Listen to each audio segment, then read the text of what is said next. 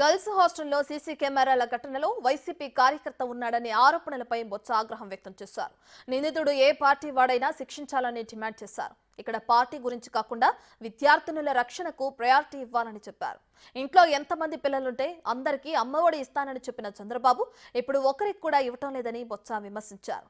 రాష్ట్ర వ్యాప్తంగా అన్ని స్టూడెంట్ హాస్టల్స్ లో ఫుడ్ పాయిజన్ అవ్వటానికి కారణం ప్రభుత్వ పర్యవేక్షణ లేకపోవటమేనని ఆగ్రహం వ్యక్తం చేశారు బొత్స. అదాటి నేను చెప్పనండి.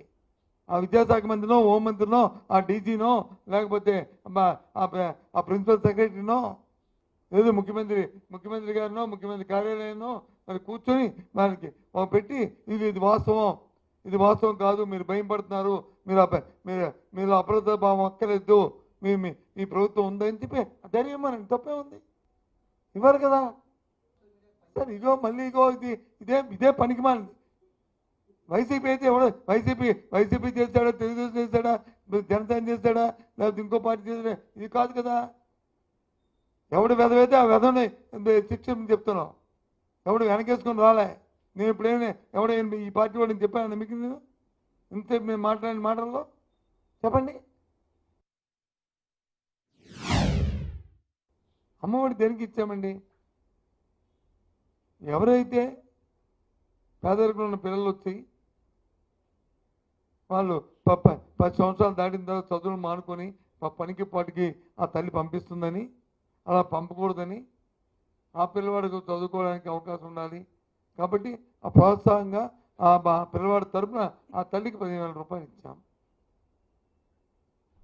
సరే, మన జరిగిన ఎన్నికల్లో వచ్చి ఇప్పుడున్న ప్రభుత్వం ఆ పార్టీ నీకు 15 అని చెప్పింది. ఓకే, ఫైన్, అది వాళ్ళ పార్టీ సిద్ధాంతం, మేము దాంట్లోకి వెళ్ళాం.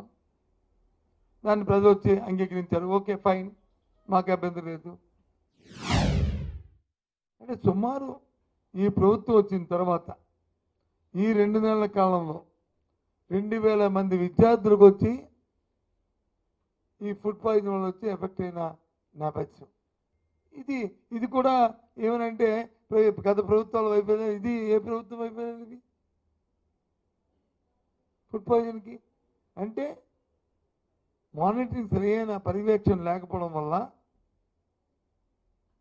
వాళ్ళకి ఎవరైతే అక్కడున్న స్థానికంగా ఉన్న అధికార యంత్రాంగం కానీ, లేకపోతే ఈ ఫుడ్ ఎవరైతే క్యాటరింగ్ చేస్తున్న వాళ్ళు కానీ, నూజివీడు లాంటి సంస్థలకైతే లేదు, బయట వాళ్ళకైతే వాళ్ళ మీద సరైన పర్యవేక్షణ లేకపోవడం, భయం భక్తి లేకపోవడం వల్ల జరిగిన పర్యవసానం. ఈ మధ్య 3-4 రోజులు బట్టి ఒక సీరియల్ చూస్తున్నాం. అది అవసరమా? అదంత అవసరమా? దాంట్లో నేను లోతుకి వెళ్ళను. కానీ